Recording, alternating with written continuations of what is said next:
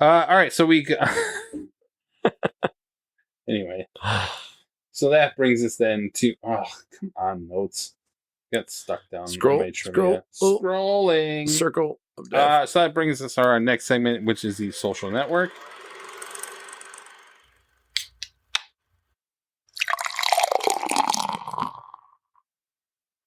Stand by. Going to air. Stand by film. 5, Stand by music. 4, Stand by announce. 3, 2, 1. And fade up. Fish are friends, not food. Make it Centauri time. Too much iron in your blood. Buddy the Elf, what's your favorite color? Hey, what happened? Let's get pissed and watch porn. Hello, you've got a base. Are you saying there's something wrong with my gear? We're going streaking! He found me!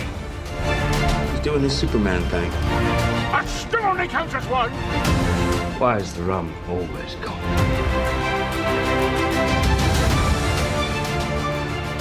Let's get this done.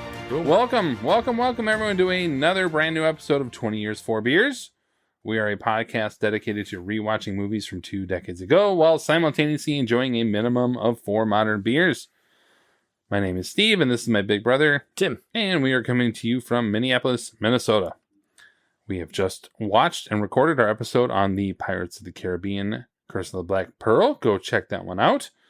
And as usual, we sit together afterwards and discuss another film over another beer. So we refer to these as our happy hour episodes. Hey, you guys. Happy hour is from 4 to 6.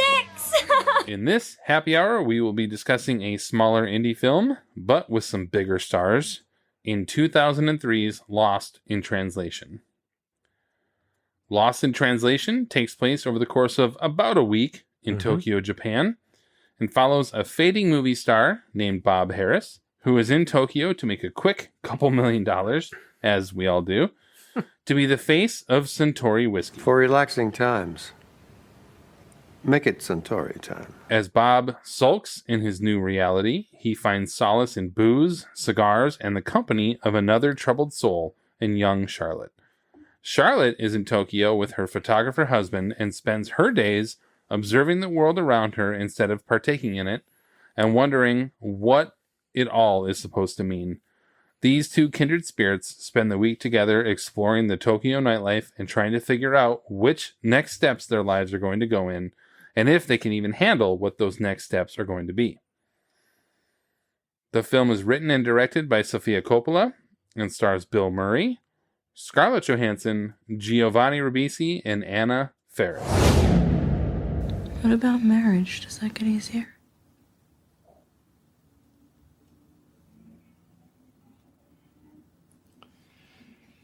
That's hard.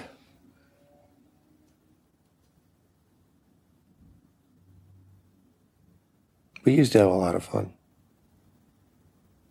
Lydia would come with me when I made the movies, and we would laugh about it all. Now she doesn't want to leave the kids, and she doesn't need me to be there. The kids miss me, but they're fine. It gets a whole lot more complicated when you have kids. Yeah, it's scary. It's the most terrifying day of your life, the day the first one is born.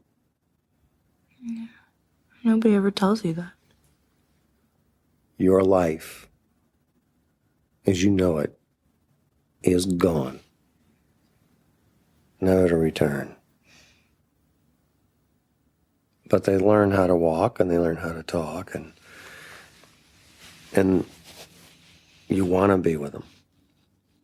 And they turn out to be the most delightful people you will ever meet in your life.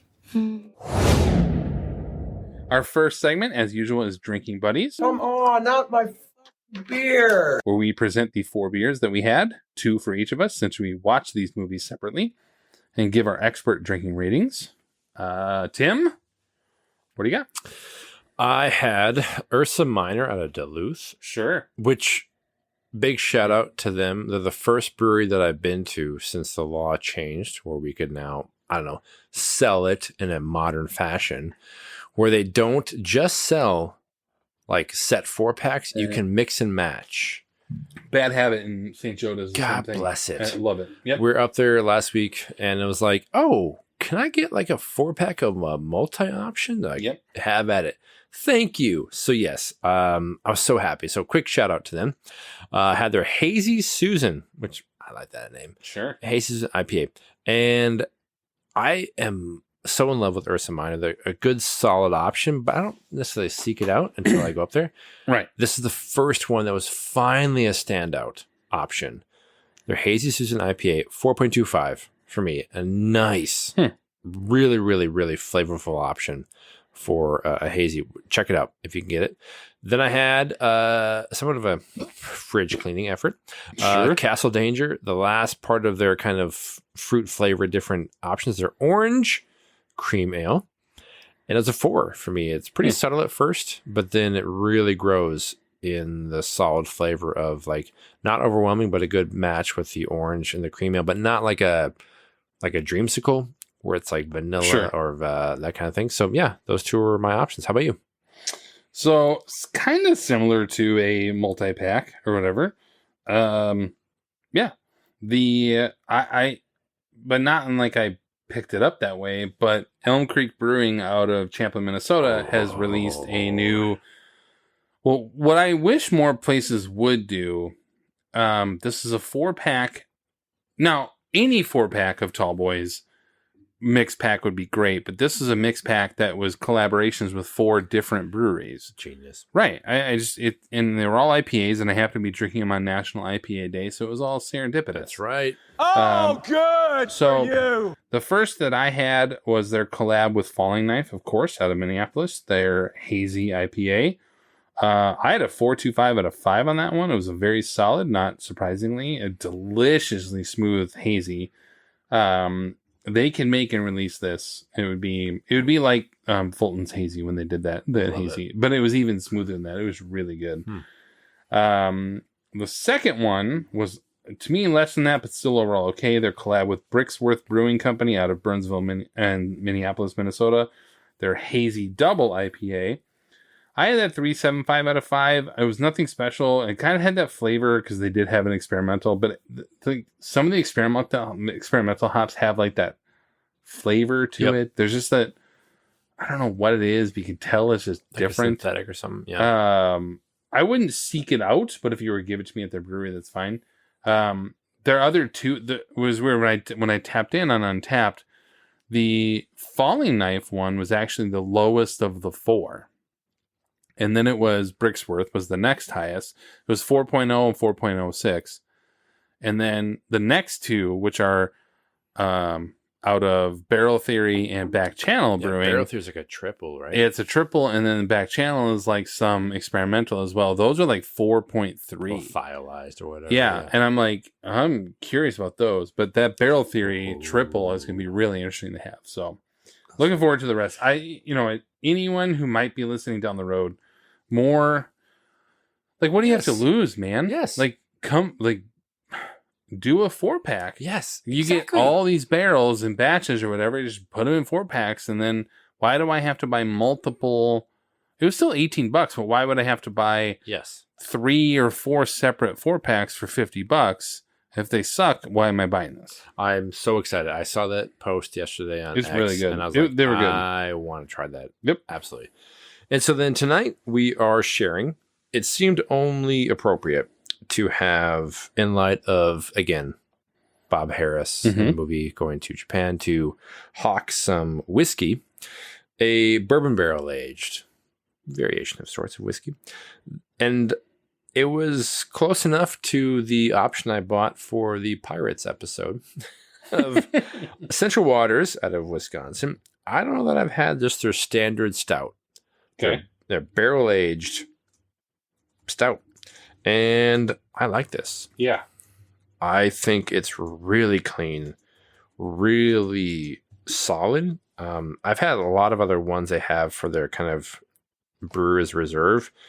Their Cascadian Sunset's my favorite bourbon barrelage of all time. It's Yeah. so incredible. But for a solid, just stand up Imperial in bourbon barrel, that's a 4.5 for me. I'm really liking this. It's very, very solid. Nice. What you got? I liked it. Yeah. I mean, 3.75, 4. I mean, like it's, you said 4 what? 4.5. Yeah. I have like a 4. I mean, like it's So good, man. It is really good. Let me try it again.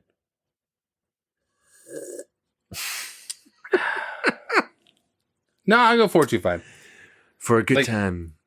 Make it into it. Make it some time. No, Make it I'll go Central 4.25. Waters time. It Yeah. is really good. Like it was barrel aged Mhm. in.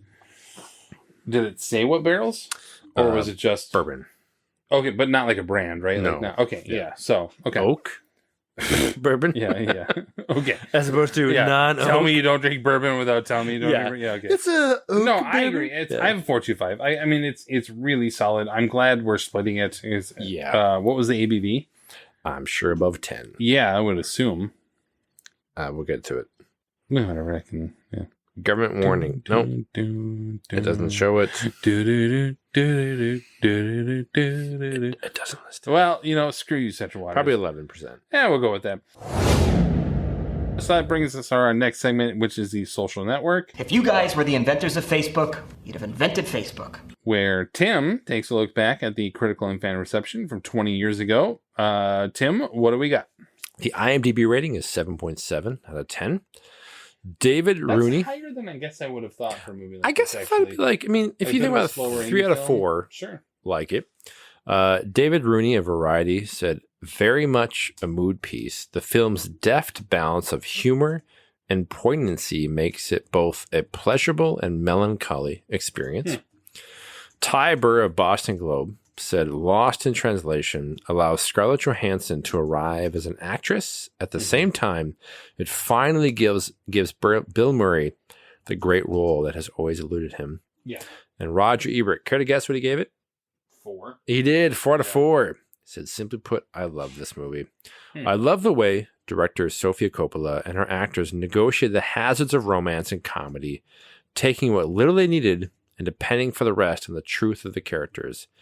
The film is a classic setup for a May-November romance, yet Lost in Translation is too smart and thoughtful to be the kind of movie where the two stars, decades apart, simply go to bed and we're supposed to accept that as the answer. The movie doesn't let the characters nor the audience off the hook that easily. And Academy Awards that you're up for 4 nominations. Best Picture, which I honestly forgot that it was up for that. Best Director, which that's amazing for her. Actor, again, forgot. Bill Murray was up. Really? I Oh. totally forgot that he was up for Best Actor. And then original screenplay, in which Sofia Coppola ultimately won. Yep. So with the beers and reviews out of the way, that brings us to Spotlight, They knew, and they let it happen. our reaction segment where we highlight and discuss our top takeaways of any kind from rewatching the film. Tim, I'm going to let you go first because you have a love for this movie, and I would like you to start us off and see how this journey is going to go. So I'm a bit of a sad sack in some ways, but let me paint the picture for you. Paint it. I had moved to Milwaukee in the summer of 2003. Milwaukee. Algonquin for the good land. That's right. And I had grand ambitions. I was going to start grad school, which I did, and become, I don't know what I was going to do with history. History professor, I don't know what the fuck it was. I quit grad school 6 days into the semester. And I was like, nope, not for me. So I upended my life after being a year and a half out of college, being in the Twin Cities. I'm going to try something different. And I went there and quickly learned a weekend, not what I want. And my lease for my apartment was for 1 year. So I felt somewhat stuck for 10 more months in a city which I was completely familiar or unfamiliar. I kind of enjoyed the summer, but it was like, okay, now what do I do? So I was kind of full of existential uncertainty about what the future would hold. I happened to be living in an apartment on the east side of Milwaukee, right by Lake Michigan. Right. A block behind a independent theater. So like what we have in the cities with like Lagoon, Uptown. Imagine you're a block away from that. I loved going pretty much like every weekend to go see something because it was great. It was like the prime opportunity for like a movie lover to see the different stuff out there. And then lo and behold, September of that 2003 year, in that midst of that, what does all mean? This movie comes out. So I sat there and I will say it was like one of the rare experiences. I know we talk about Jurassic Park of like formative, and it's nowhere near that, but it was a prime example of perfect film story coming out at a time where it just, I hate to say it, it completely spoke to me. Sure. And I loved it. It was like I walked out feeling like, oh my God, I I'm remember you loved this transformed movie. by this thing. Yep. But yet I have not watched it in probably 15 years. Really? All right. Okay. I was so in love with it. And then here we go. I didn't have that type of angst anymore. Sure. Perhaps like the characters have after the experience where it's like you related to them. Things are good. Sure. Yep. So it totally spoke to me. So I will say, haven't watched in a while. My initial reaction of watching again is, to me, it totally holds up. Okay. As far as that capturing what it would feel like of what does all mean with these two different characters, different points of life, going to a foreign land, and then having to grapple with it. So yes, for me, I am completely biased. For those that watch it and don't like it, I don't know that I can convince you otherwise. I'm okay with it. 7.7 on IMDb. Yeah. People must like See? it. Almost 4 out of 5. Sure. For me, Yeah. I love this movie. Sure. And it totally held up. And I'm excited to talk about it. So yeah, for me, it was nice to revisit because we were talking about what to watch this year. Yeah. This was like absolutely. This was not on my list and it was on yours. I was like, we're watching it. Yep. God damn it. So anyway, yeah, I'd like to hear from you about your thoughts. Okay. So admittedly, I do not have a fond memory of this like you do, obviously. So that does tie into some of the what lifts it from, so I have nostalgia. I would go so far as to say that I did not like it as a whole when I saw it the first time. I think it was probably overhyped, overblown. I mean, this idea that Bill Murray is so good in this, and I do think he is good in this, but like best actor, I don't know. I mean, like, sure. In fact, I think Scarlett Johansson's better than he is in this. So I don't have that memory that you have. So, I mean, that does lift a memory. Like it absolutely does. Unfortunately for Tim, while I do like it more than I remember and definitely have a better appreciation for it, I still was underwhelmed by this movie. And I love when you're talking about these. I will give breweries a second chance 6 months, a year later. I will give anything a second chance. I don't think I've seen this since it came out. I really don't. I was trying to if anything, maybe a year or two on or whatever, but it's been 20, 19, 18 years since I've seen this. Yep. I have a good memory for film, so there's certainly things that I remember. And we'll get into this a little bit. There are things that I objectively really appreciate about this movie. Yeah. I was just bored. There are a lot of the movie. I was just bored. So yeah. I'm so happy we're talking because a lot of times yes. Yeah, I know we tend to agree. So I will say, moving on from that, I'll move on. One thing I was struck by, similar to when we talked about with Oppenheimer and Contact. Sure. I was really struck by this movie has the basic premise of an Alexander Payne film. Yep. And I mean this in in a positive way. I don't mean that a detriment or whatever. It's got, a la, especially About Schmidt or Sideways, these sort of big characters, but in really small situations. It's obviously less quirky humor in it. Yep. It is told from a very unique perspective by Coppola and does feature some striking visuals and shots that resonate yet today. In particular, Bill Murray on the bed in his robe, right at the beginning. Yes. That's I think it's on the poster. cover or the poster or whatever. And then that ScarJo Scarlett Johansson lightly laying her head on his shoulder in the hallway, about halfway through with the pink hair or whatever. Yep. So like it does have these things, and there are some really good things about this movie. And what I think beyond that, it also has some really great questions and thoughts on life without being heavy-handed in any way. Quoting, like she says, does it get any easier? Basically talking about life, and then he says, like, the more you know what matters most, the easier things get. Like, it's my paraphrase, but that's essentially, so I mean, there are things about this that I really love. Yeah. But I think as I was watching it, I was like, this is like an Alexander Payne movie. I was kind of like trying to wrap my head around, like, enjoying it, even though I'm hit or miss on Payne as well. Yes. So maybe, and again, to your bias towards this film, Yep. maybe I'm biased against this, where I'm like, I'm kind of like hit or miss on this. So that's where I was at. But I will say, first thing is, there are some striking visuals and really, really good moments.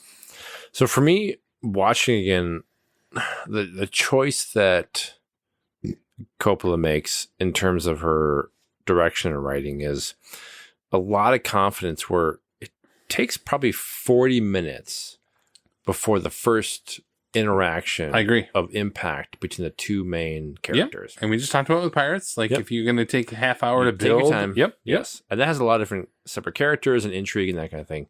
So it can be detrimental in some ways, or you might lose an audience. Also, in that scene, by the way, what struck me, they don't introduce themselves. No. It's just later on, they're introducing people as their name or whatever, but in that moment, neither of them introduce themselves by their names. like she just steps, She's just up there and walks over, that's, and he's like, I like I'm that. thinking about a jailbreak. Yeah. Yeah, or a bank heist or whatever. The very first time they meet. Oh, sure. And she walks over and he's smoking the cigar or whatever. They have that little thing. Nobody introduces themselves. Nobody, Yes. Nobody says, like, my name's Bob and my name's Charlotte. No, it's just, so I like that. What I think stood out to me was the idea that it takes its time, and to me, a pretty bold choice from the story, where you have to show their isolation from each individual's character, where he's there, he's being portrayed as, this, former movie star that's kind of fading from that. So from an introduction standpoint, great point. It's less necessary in the sense of, like, these aren't just random people. Yeah. Like, she's talking to him because he knows that she knows he's Bob Harris. It's a movie star. It's a little chit chat, whatever it is. But I always was struck by. I wondered, do you think she did know? I think so. 22. Yes. So if he's a faded movie star, I think so.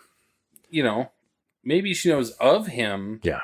I don't know. I was always kind of like, maybe she doesn't know who he is. And that's very, like, I mean, we talked about it with, like, other, like, you said when we were talking about with your graduate students maybe liking the podcast or whatever. Yes. Like, oh, I haven't heard of this movie. It was 20 years ago. Well, it wouldn't shock me that a 23-year-old recent graduate in philosophy wouldn't maybe know who he is. And I actually took that of saying, like, she just saw another lost soul across the building and not Bob Harris.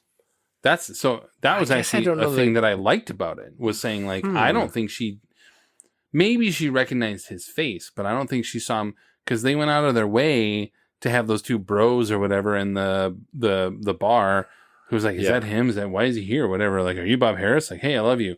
Like, making it a big deal. And they were probably about upper 20s or whatever, but she's like 23 and a philosophy major. I don't think she did know it was him. But, like, later in the movie, my opinion, they're out there standing in, like, whatever Times Square version of Tokyo is that. Yeah, we're missing the scene where he tells her who he is. Or, like, the sign comes across where he's on there. It's like, well, this guy clearly has some fame involved from that. Their very first interaction, he does say, I'm here to get $2 million to be the face of Centauri. So maybe she doesn't realize he's as big. I don't know. But I don't think she realized. I didn't take it as she saw him as Bob Harris. She saw him as another Just random American. like other people saw him, and that's why he attracted himself to her so well, because she didn't see him as this celebrity. She saw him as a kindred spirit, lost soul kind of a person. Which is, I would And so, love the movie even more. right, this is If from a that. person who doesn't particularly like this movie. That's one thing I do like about that. Even Is seeing better. She. Yes. I don't think she did. Does she strike you as a person who would have gone up to him for fame? Not in the lens of like a fame aspect, but I Or- could see her going up to him in a level of comfort that Sure. he has a larger than just a random Right. dude persona. Yeah. Where you're in Japan, we're here, and I might just have a quick chat because you might be okay with it due to your celebrity status. Yeah. So But I don't know. yeah, with that when I rewatched it, I was like, when he said to her in their very first interaction, she was a little more vague, and he was like, "I'm here to get paid $2 million or whatever." Mhm. Then I was like, then she looks around and maybe sees that he is somebody important. Yeah. Now again, I hijacked your point. Continue on, but that's where I No, was just like, my whole point was like it's an hour and 37 minutes before credits start, essentially. who's counting? Me. But it's like 40 minutes it takes before the two main characters ever interact. Yeah. And I love that idea that it's like, I want to show you the isolation they feel. Because when they connect, it develops the vibrancy that I'm wanting to create from a story standpoint. Sure. Of that human connection piece. So lesser films, in my view, would do like a maybe 15-minute At most, I'm sure. truncated version because it's just going to give you cliff notes and then you move on.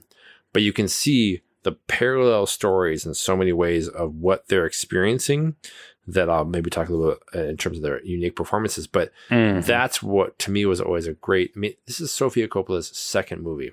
Yep. Like Virgin Suicides, very few people saw. Yeah. I never did. Oh, and I was like, okay. meh.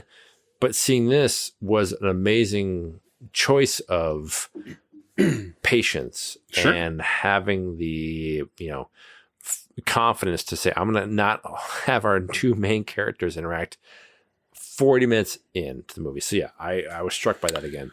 There's such an interesting thing about Coppola that I'll probably talk about later is like, there's a fundamental difference between somebody who grew up in Hollywood and didn't grow up in Hollywood. Mm-hmm. Like, so as much as I want to give her credit for having that sort of wherewithal, but I'm also like, she also grew up in this with one of the greatest directors ever. Like, I mean, okay, I don't want to give her as much of a pass, like to have that sort of wherewithal, because she literally grew up in this world. Yep. So off of that, excuse me, not off of that, but moving on. Done with so that. in the end of this, I will just say, in the end of this, I will not be able to recommend this movie to people, but I also am not in a position to say, here's what's bad about it. Mm-hmm. Like, so I can talk about my experience with it and what I think other people might like or not like about it, but I have a hard time. I would love to have an argument and be like, this is a dog shit movie and I hate this movie. It's like, I can't do it. Another thing I do think they do really well, for me, the central theme is really well told, or at least what I deem to be the central theme. And that is that being lost in the world of wherever you are is not just for the young. True. And so often it's always these like sort of teen angsty after high school, early college, whatever movies. It's not just for the young. No. It's very easy to be lost as a 40-year-old or 50-year-old something. I can attest to. And so I like that central theme, and from all the more impressive for a girl her age or a woman her age in Sofia Coppola, that is impressive. And then on top of that, the theme that important connections can happen between any two people at any age at any stage in life. Yeah, is a very well done. Those couple central themes are really well done in this. Like I have no problem admitting that. There's an immediate honesty from Murray that stands out to me. And that why, like, Charlotte is really hesitant to be honest about how, because that to me, that is from a writing standpoint, even though we'll get into the writing in a bit. This understanding that Charlotte is young and so she's hesitant to share, whereas Murray or Bob is older and definitely more jaded, and he's like out of his mouth. He finally sees somebody who's a bit like him, and he's like, I don't know, man, I'm here for $2 million and that's all I got. Yep. Like, he is just like outward. He's just out with it. Yeah. Like, I did like that a lot. So, I mean, I got to give her credit on that. So, I like that. The central theme is there.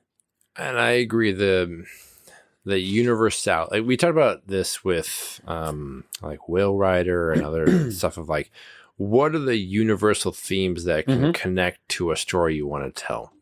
And what I love about this is you're right. Like, it tells the story from generational differences. He's in his early 50s, I imagine. I guess we assume early 20s for her. Yeah. So she's definitely out of grad school or whatever. Yeah. And you feel like, okay, there's no way that these people in theory would have zones of overlap where their experiences would be in any way like pop culture or whatever is like, you know, the same, to the point where like talk about, she may not even be aware of who he is in the world, which is great. That's a good call out.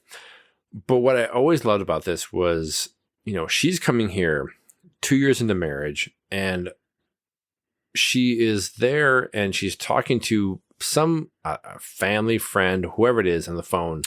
Yeah. And clearly this experience of coming to Japan with her husband is a catalyst in many ways for what might have been simmering for quite some time, where she's like, I went to this shrine and I felt nothing. Yeah. And I don't know who I married. And she starts breaking down, and the friend's like, oh, well, have a good time. Hold on a second. And she's like, can you hold on a second? Oh, hold on a second. Yeah. Oh, sorry. What was that? Like, and so she, to Scarlett Johansson, is so good to me in terms of like encapsulating that, trying to deal with that. Yeah. What does it mean? And connecting with those that she trusts, and she's not getting anything in response. So again, the isolation is built. And then you look at Bob, who married for 20 some years, had some career success, and is stuck dealing with his fading career of like hawking whiskey in Japan and determining with his wife, like, carpet squares that are faxed over, and these kind of like tedious things you think from like I've built a life with my wife and my kids or whatever it is, and then it's just killing me. And they happen to meet in this environment, and that to me, like you said, like, it's such a elevating element where a universal experience of, you may not have it all figured out, and then things, or you may, and then things change. Right. Or they evolve and they adjust. Where what I loved about this, and I think it's credit to Ebert's point of a lesser movie would have had it been like a passionate romance situation, and not, because I think passionate intimacy is a misnomer. Like, they're not the same to me. They can be, but this, I think, shows a level of intimacy where these people connect and they slowly build a connection. Right. And then they're having fun. They're going out in the town, and then they start to really connect as people. And to me, it's a testament to Scarlett Johansson, who really prior to this had not done pretty much a couple things. Like Girls, small things, Ghost World, Girl with the Pearl Earring was after, right? And like Horse Whisperer, like, hadn't done much. Yeah. Yep. And I was like, I remember seeing this being like, this person's gonna be solid. No idea what she's gonna have. Yeah. With MCU. I admit that the two primary performances in this are really good. Yeah. I think it's a detriment that Bill Murray was nominated and she was not. Yeah. Because yes, he is good to great. Don't get me wrong. Bill freaking Murray. I know, but that's like, I think that felt more like, oh, Bill Murray can act. Like, I feel like that was it. Yes. Versus she has, she to me is the reason to watch this movie, of that understanding all these depths of I think, and Murray does a good job of later in life, he's thinking backwards and he's sort of thinking like in retrospect. And in some ways that's calming almost, of saying like, I have this wisdom or whatever. She looks at the future and is scared shitless. Yeah. Because this is not like, she has not gotten to where she thought she would be. And so she is outstanding in this movie. Both are muted performances. Neither are like, neither have a big moment or anything like that. I missed out, and I don't like this. I don't like the hidden sort of undertones of a sexual connection between them or an attraction between them. There's just that understand. Like, I don't like that. I actually would have been better off without that, of just two people in the same situation without that. Even though he's not in a great marriage or she's not in a great marriage or whatever, I don't need that. Just tell me, like, I need somebody to, like, it's almost like two things flying at each other in the air and they just glance each other and then they go off in different directions. Sure. Like, it just, I would have preferred without the undertones, and even the kiss at the end, which is very sweet. Don't get me wrong. Sure. Like, it is. Like, it's just unnecessary. Like, it's just. And I disagree. And that's fine. You're allowed to disagree, even though you're wrong. But it's just like, oh, thank you for your allowance. I just don't. I like the idea of the two of them finding each other in this moment, and at the right moment for the two of each other, and then moving on with their lives. Yep. I didn't need, at no point did I need them to have, to the point where any kind of like somewhat sexual tension between them, I was like, awkward. I don't need this. Like, it didn't work for me. And that's me. I admit it didn't work for me. So to that point, I find that true. And I wouldn't, again, convince you otherwise, because again, you're wrong. But not possible. What works for me is but I love their connection. Just so we're clear, I love their connection. Yes. The it's connection, just that extra little thing. I was like, I didn't need it. But the connection that what plays out for me is, so they go out karaoke, they do like different things, and they are like having these glances and looks at each other, and it's like this hidden idea of like, in a different world or different life, different time, whatever it is, what could have been. I have no problem with that. And it's so good. Whatsoever. That and it's never their capitalized on. Well, yeah, but it's not from a sexual standpoint. Until she comes to see him to have some like, hey, let's go out again. And she sees that he has slept with the lounge singer. Yeah. And to the credit of Scarlett Johansson, what she does with that feeling of like, it's complexity, like devastation. Yeah. Of like, I didn't expect this. We were in like a common understanding of, we're both married, we're having these struggles, but we're connecting and like divulging things. And you took it a step too far, where it feels like it's not. And this is where I think it's a sign of a lesser film. Would have had them either blow up or some kind of passive aggressive thing where it's just like, all right, I'll check you later. And they happen to hang out that night because of the fire alarm. And the next morning it's like, that was the worst night. Yeah. Like that. And there's like, I know, so bad. There's no big catharsis. It's just like this acknowledgement of, let's just reconnect. I know, but that also tells me, like, that's what bugs me a little, is like, let's face it, Bob cheated on his wife. Yeah. While he was there. So, man, that's where I was almost like, and so for her to kind of come back and very being accepting, if not like sort of still engaged with him, I was like, I didn't want Bob to cheat on his wife. No. I didn't at all. I mean, I understand where they're going with it, but I'm also like, I didn't need that. The point of the story to me was to get these two people back on their sort of paths. Yes. And for one to cheat on their spouse and the other not to, but not with each other. I get that, but I'm also like, what was the necessity of that? I felt like the point was for the two of them to have this connection, but not get there and then go off on their separate places could have been like really rewarding, but still Bob cheated on his wife. Only like, after, come on, man. I agree, but only after He's talking to his wife about, I'm lost. I don't know what I'm doing. Oh, yeah. In the hot and tub. I'm struggling with this. Yeah. And the wife's like, well, you know what? I just like, how about you stay there? Yeah. She's not a great wife. I agree. I am not saying that she. Which again, Yeah. Charlotte would know that. Right. But Wouldn't she know doesn't that. deserve to be cheated on necessarily. Not saying that, but the wife's like, how about you just stay there? Right. And like basically your kids are learning to be without you. Yeah. How about you just stay there? Yeah. It's the subtlety of like and tone of like, I don't need you anymore. So this is kind of like a means to an end. And that's the only time where, yes, that like marital vow is broken, certainly.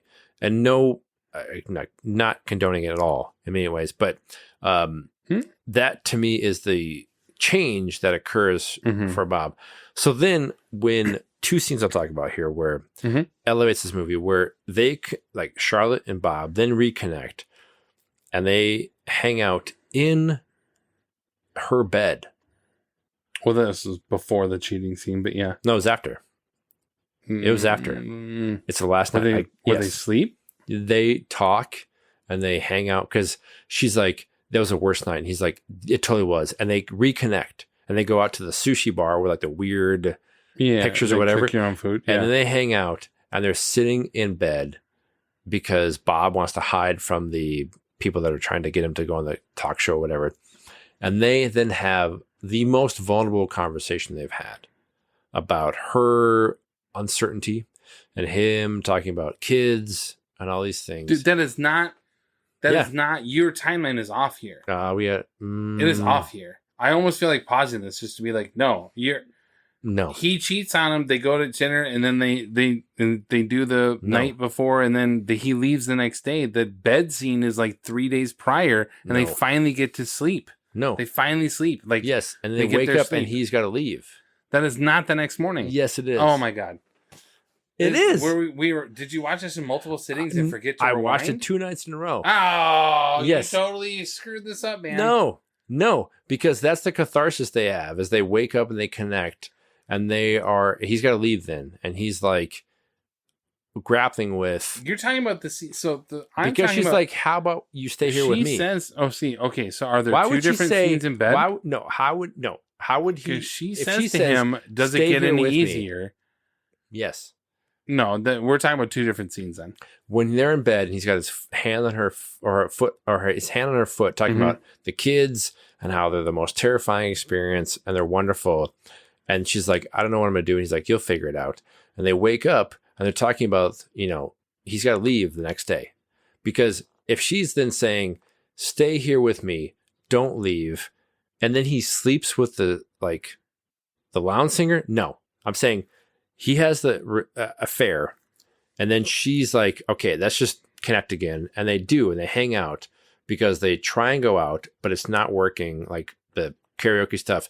They go to we're hanging out in like the Tokyo craziness, and they come back to the hotel and they go back up to the room and she's sleeping there. Yes, I guarantee the timeline works for that because they haven't broken anything in the sense of no expected vows, if you will. And then it's the last night. So he wakes up and he's coming down then to say goodbye. And it's awkward. Goodbye. See you later. And then they have the final scene, which I'll talk about. But yes. We're going to pause this. We'll be right. Please do. Well played. Okay, so we're immediately right back. And this is not I'm me. so pissed. This is not me trying to prove Tim wrong. No, I'm so happy we're talking. I admit your point. I get where you're trying to get with your point. I think just the timeline got a little bit muddled because for me, and this is why I defended it a little bit. That bed scene of the two of them is one of my favorite scenes in this movie. So good. And it was so encouraging. And these two people like embracing each other without sex, even with his sort of like touching her foot. Yep. And then later he betrays her a little bit, but he also betrays his wife with sleeping with the lounge singer. And that's why I was frustrated. I was like, they have this great scene. Yes. And so in the end, yes, I'm right, but that's not like that's not what my goal was. Like, as you kept talking, I was like, man, I don't want to go down this path. Chicken or egg, yes. Right. It's not like that wasn't the last night. They had a couple nights. And herein lies the problem with this movie is there is no understanding of what the hell the timeline is. Yes. Thursday, Friday. Apparently a week in Tokyo is Yes. like 17 days. I Yes. have no idea. Yes. And I will say, to people who don't sleep and have insomnia, there was an opportunity to sort of have that understanding of like, oh, what day is it or whatever. Yep. But anyway, back to your point, which is the two of them do have that connection. They do have that moment. And in your mind, it was the bed scene, but they have that connection later. And to me, it's more at the restaurant, at the sushi restaurant. Yes. They're having this like, are we just these like acquaintances now? Or are we having like, so it's actually the sushi restaurant that is sort of, it's just not in bed. No, and now that I better remember from this week watching it, This is what happens when you split it in the two. movie. Damn it! And cross the narrative. The idea that they're connecting, and then yes, she's feeling like this is a bonding experience, Right. and like what might possibly happen. Unbeknownst to her, when now that I remember, he wakes up and has a conversation with his wife around like, I don't care what kind of like carpet squares, and she's like, just stay there, and he's like, yes, in the bar, feeling like, okay, what do I do now? Has his affair with the lounge singer, and then they connect to have the sushi, and then it's okay. Now it's a really crappy night. Yes, that's his hangout, and then the next morning this is the last night. Yeah, she's there waiting for her husband to come back from the photography stuff, and he is having to leave. And what to me always stands out, and I will always defend this for the movie to elevate it to what's great is the final sequence. So again, spoiling it for those. At this point, whatever. Yeah. She's walking down the street and he's in a car being chauffeured back to the airport, sees her and gets out. Because the goodbye was awkward. Like, oh, bye, thanks. And it's like what they've experienced. And this is such a brilliant move where they reconnect and it's a fine little connection. And they have a kiss. Like like not passionate, like there's some passion to it. It's intimacy. Yeah. And then he whispers in her ear. Before, but yes. Yeah. And never, like the audience We has don't know no what he idea. says. Yep. And that to me was so great. Because I don't know how you could actually write something that would necessarily encapsulate, like you might actually fail as a writer. I think it would always undersell the ending. Yeah. So it's a somewhat genius move on her move to like just not have it listed or said. And that to me was what I love about this, because clearly Charlotte's impacted by it. She's reacting strongly to it, and he's saying something either old or wise or whatever it is. And that is the final thing that we see with them. And they have been isolated unto themselves, challenged, and then there's a clear connection. They come together, and what he says to her, we'll never know. And then they go apart. Yeah. And you don't know what happens. Maybe they reconnect. Who knows what? Maybe he says, we'll meet here every year. Yes. I don't know. Or whatever it might be. But I loved that idea that there's a declaration of some sort. Sure.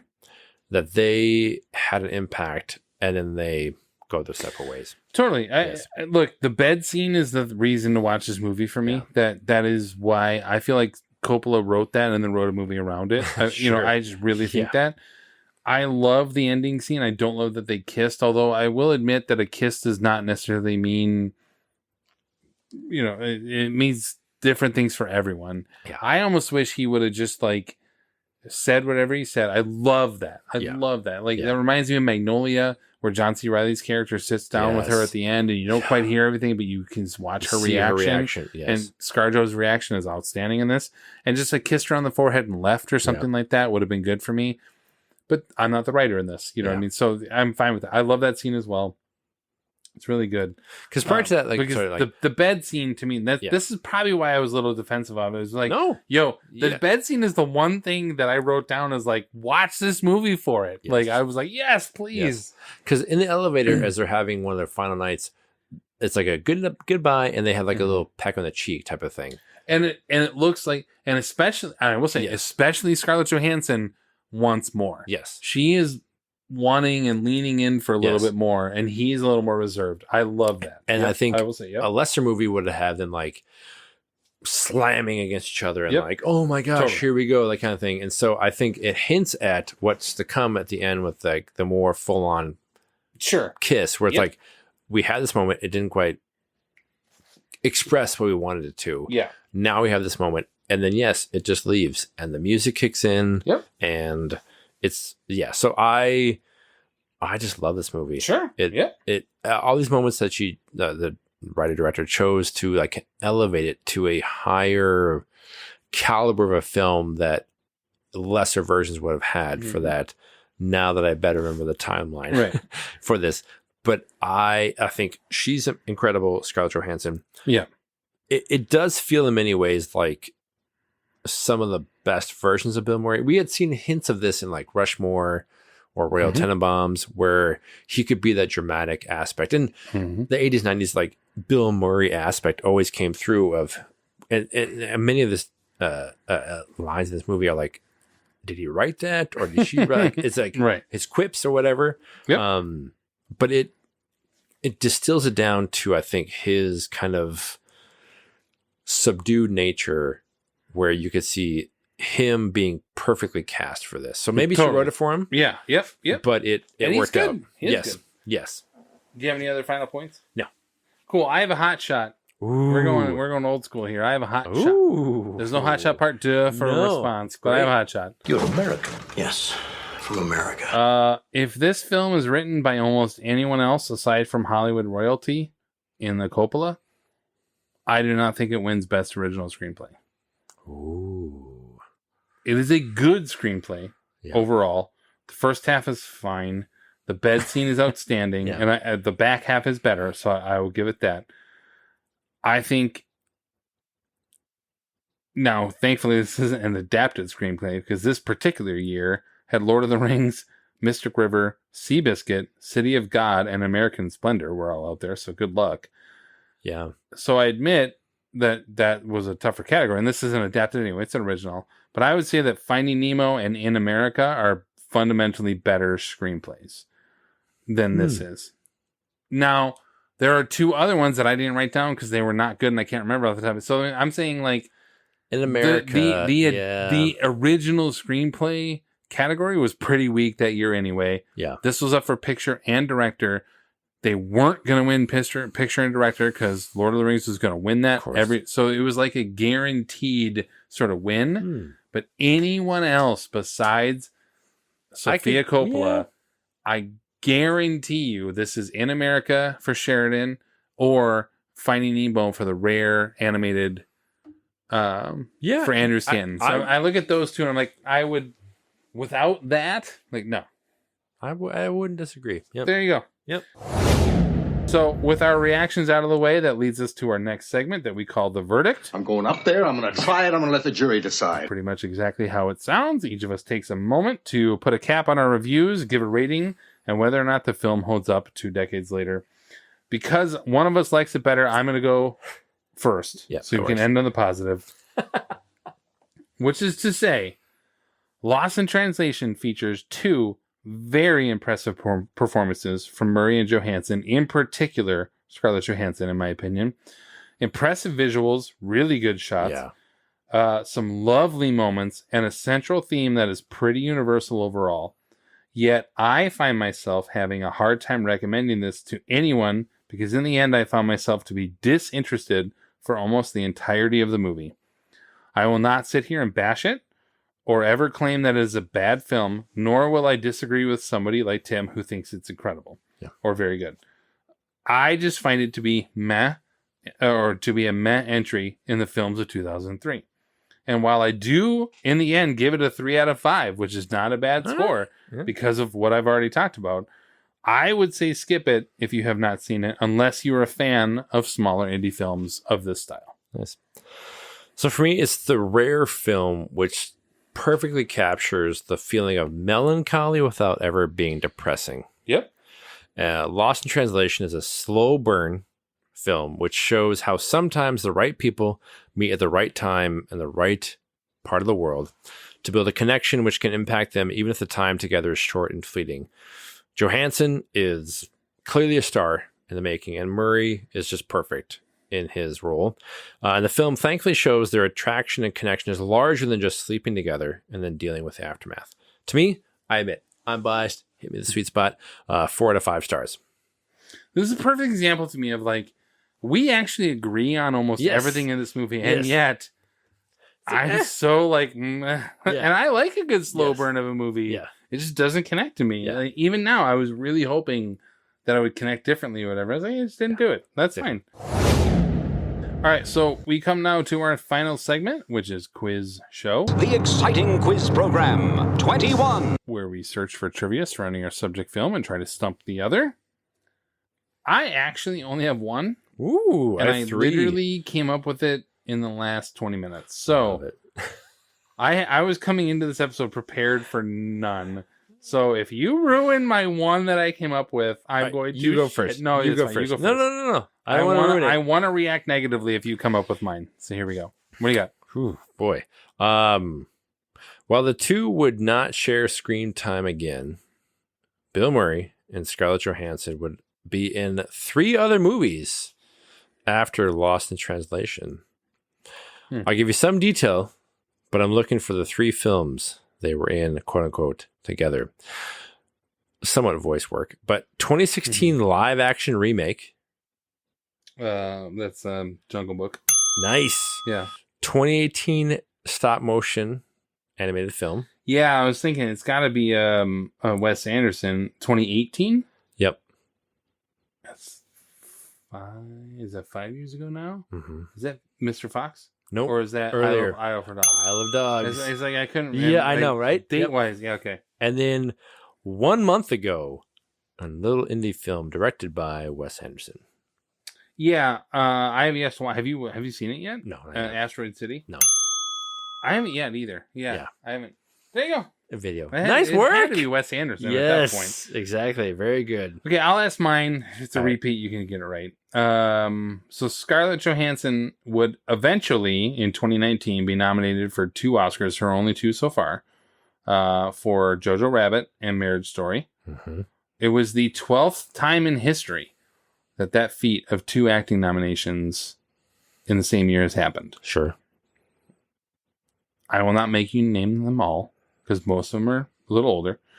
But in 2007, another actress, in Kate Blanchett, achieved this feat for Elizabeth, The Golden Age, and I'm Not There. And in 2004, an actor did the same with 2 films that we will cover next year. Can you name the actor and the 2 films from 2004 to be nominated for twice in the same year? I know I can see her face. I said actor, so you're immediately wrong. Oh, sorry. No. Sorry. I have a similar trivia, but not that one. Okay, yeah. I was thinking Juliet Moore. You thinking, yeah. Sorry. Yeah. That was in 2002 for The Hours and Far From Heaven. Yes. No, so you're prior to this. Oh, yeah. You're after this. What actor did the same one thing? I forgot. Yes, for there the you trivia. go. I'm Jamie giving you an Foxx out. With Collateral. Yes, for supporting. And Ray. Yes, who won for for Ray. There you go. In my trivia, I'm like, forget the African American oops. man. Oopsie. 3rd time, actually. Fourth. Wah, Yikes. wah. There you go. That's why I brought it up. So there you go. I have 12 times actually, though. I had a similar. Okay, so this is hilarious. Again, we always talk about like what we do or do not coordinate. Sure, we don't. Yes, I knew it was a 12th actor to be nominated, but I didn't know the particulars that we. Okay. Interestingly enough, of those 12 times, oh Lord, in 1993, it actually happened in the same year to 2 different actresses, both of whom were nominated for lead and supporting actress. Right, but so Holly Hunter, yep, for The Piano, and what was the other one? The Firm. The Firm, yeah, but she won. She did for The Piano. Yes, and then Emma Thompson. Yes, for In the Name of the Father, and what was the other one? Howard's End. Remains the Day. Remains the Day. The nice. other version, yeah. But then Holy she cow. won. Didn't she? She didn't win, but didn't she win? She won Emma Thompson's Oscars for writing. Yes, I think for Sensibility. Yeah, Sensibility. Yes. A different year. Yes, but yeah. So it was Emma Thompson and how Holly crazy Hunter. is that? In the same year. Yeah, 2 roles. Cha-cha. Nice There you go. work. Yeah, that was my like. Wait, where you going with this? Yep. Wow. What do you got, Tim? You got one more. So, director Sophie Coppola Yeah. and star Bill Murray would work together again twice Crap. after this in what 2015 Netflix holiday special. And Oh yeah, his Bill Murray. a very Murray the very Christmas. Murray Christmas or whatever. It's so dumb and wonderful. And then in 2020 on what Apple TV drama? yeah. Oh. You could see the picture, I imagine. Yeah, I'm picturing it now, but I can't. I'll take a buzz on that one. What do you got? On the Rocks. Oh yeah. With Rashida Jones. Yep. There you go. Yep. Nice Well, work. cool. All right, well, that brings us to the end of our happy hour episode on Lost in Translation. If you haven't already, please go back and listen to our previous episodes, all featured on your favorite streaming platform. And please stay tuned for a future episode. Our next, I'm bringing it up right now, so I can just like help myself here. Podcast 2023. We changed it slightly, I know, we've just moved around all the time. Is it? Well, shit, I don't even know. Well, it might be the Saving Private Ryan. Oh, and yeah, I Truman think we Show. talked about that. We're actually we're going to look at the next 25 years Time for jump. beers. Yeah, and Saving Private Ryan and the Truman Show, because then we're going to look at October for our anniversary episode. So let's just run with that for right now. Yeah, If it I like changes, whatever. Dozens of you will care. So find us on, I guess, X now, but not really anymore. And No. then find us on Threads and on Facebook, and then on 20years4beers.com. This has been 20 Years 4 Beers. My name is Steve. I'm Tim. And thanks for listening. Thanks. We're watching it. Yep. God damn it. I hijacked your point. And that's fine. You're allowed to disagree, even though you're wrong. But it's just like, Oh, thank you for your Yeah, it's allowing. I want to react negatively if you come up with mine. In the end, yes, I'm right,